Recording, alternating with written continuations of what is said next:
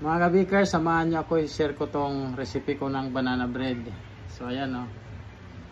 Ito yung recipe natin ng banana bread na i-share ko sa inyo ngayon. Yan, napakalambot at napaka harap yan, yan o. Tsaka may mga design yung ibabaw nyan. So ayan mga bakers, ito yung mga ingredients, panoorin nyo, napakadali lang. At saka hindi nyo kailangan ng oven, kahit kaldero lang, pwede na.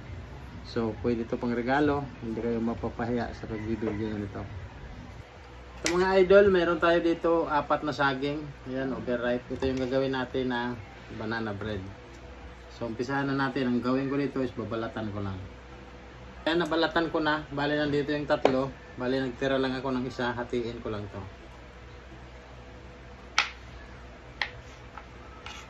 So ayan. So hiwalay ko lang. Lalagay ako dito ng asukal, 1/2 cup. Yan. Tapos margarine, 1 kutsara. Tapos maglagay tayo ng 1/2 teaspoon ng baking soda, 1/2 teaspoon na dry yeast. Maglagay din tayo ng 1/2 teaspoon ng salt. Iodized salt gamit ko. Siyempre mga kabikers, pag may dry yeast, may asin siyempre. Hindi pwedeng wala. Tapos i-mix lang natin yan. Pag halo-haloin lang natin sila dyan sa loob lahat. Maglagay tayo ng 1/2 cup na evaporated milk. Tapos maglagay din tayo ng 1/4 cup ng oil. Yan, tapos i-mix lang natin. Pinalitan ko yung... Tapos maglagay tayo ng molasses. Optional lang. Pampaganda din to siya ng kulay. Tapos maglagay tayo ng cinnamon powder. Optional lang din to mga kabikers. Pero kung gusto nyo maglagay ng cinnamon, sa inyo na pati yung molasses. Yung honey pwede rin. Yan, nagiging ganyan yung kulay niya pag may molasses. Lagay na tayo ng ating harina. Ayan, 3 glass lang yan. Ayan lang, ganun lang kadali. 2 cup. Tapos mix lang natin. Tapos salang natin sa kaldero. Meron na tayong tinapay, hindi natin kailangan bumili. Pag ganito, pwede tayo magdagdag ng tubig or pwede kayo maglagay ng evaporated milk ulit. Yan, tubig. Lagay natin. Tapos mix. So yan mga kabakers, ganito. Ayan. Ating molder. Ayan, ganyan yung kulay niya pag mayroon siyang molasses. Magiging ano siya, magiging brown. Pag linuto nyo siya, brown talaga yung kanyang kulay. Haluin lang natin para maging smooth. Tapos ilagay na natin dito. Wala natin biglain.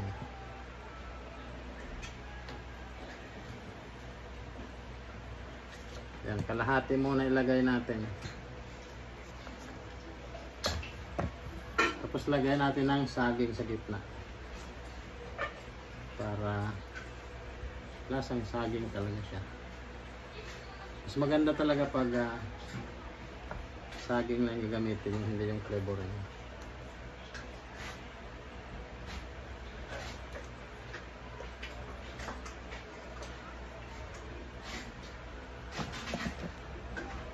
Tingnan natin.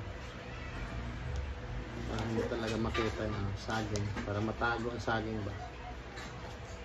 Lagay lang natin yung sa cupcake mamaya. Tapos lang natin ang pagano. So ayan mga kabakers. Tapos ganito mga kabakers, so lagyan natin ng toppings. Kita nyo. Meron kasi ako ang tawag nito ay English fruit. Ayan. Meron kasi ako nito kasi gumagawa ko ng mga fruit cake.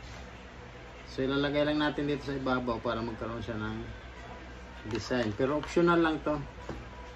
Ito is para lang gumanda yung kanyang kulay, diba? Kaya pwede nyo tong gumawa kayo pang regalo, pwede to. Tapos push natin lang yung ganon.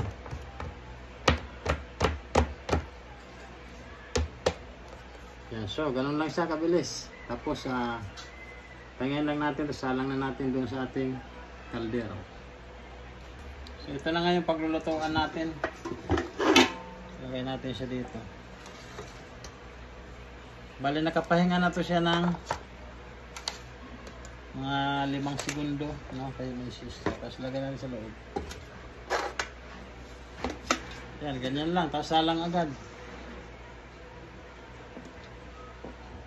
Kung saan nyo gusto isalang, kung sa stove, kung sa apoy na may ano, huling. Linagyan ko lang ng ano, foil yung ano natin kasi minsan nagpapawis siya.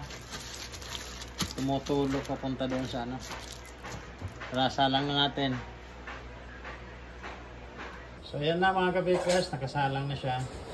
So update ko na lang kayo mamaya o ilang minutes bago maluto. Ito silipin natin. After 5 minutes, ayun, alsa na siya. Yeah. Takip lang natin ulit. Hindi na siya pwede galawin kasi babagsak na yan pag ginalaw. Kaya hintayin na lang. After 30 minutes, tingnan na natin ang ating banana bread. So ayan na siya, luto na mga kabakers. Ayan o. Ayan, luto na siya. So pag pinindot mo mga kabakers na hindi na siya babagsak, luto na yan. So palamigin natin muna bago natin tanggalin sa ating lanera. Yan, malamig na nga, tanggalin na natin sa ating lagayan. Ito na nga yung finished product ng ating banana bread na ginawa. Yan, nakita nyo, napaka-attractive. Pwede talaga to sa pangregalo mga kabakers, no? Hindi ka talaga mapapahiya nito sa bibigyan mo. Yan, no? Napaka-attractive niya. Kaya hanggang dito na lang. Kung nagustuhan nyo itong video na to,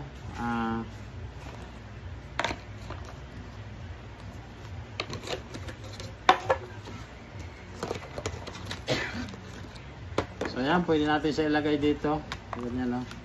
So pwede siya pang regalo.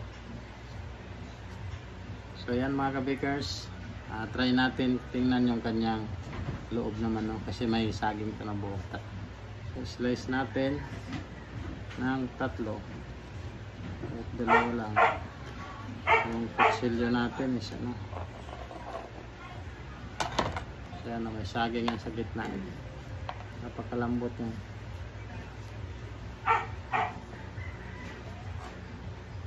Napaka juicy yung kanyang loob. So yan mga kabakers, hanggang dito na lang. Maraming salamat. Thank you for watching. Bye bye.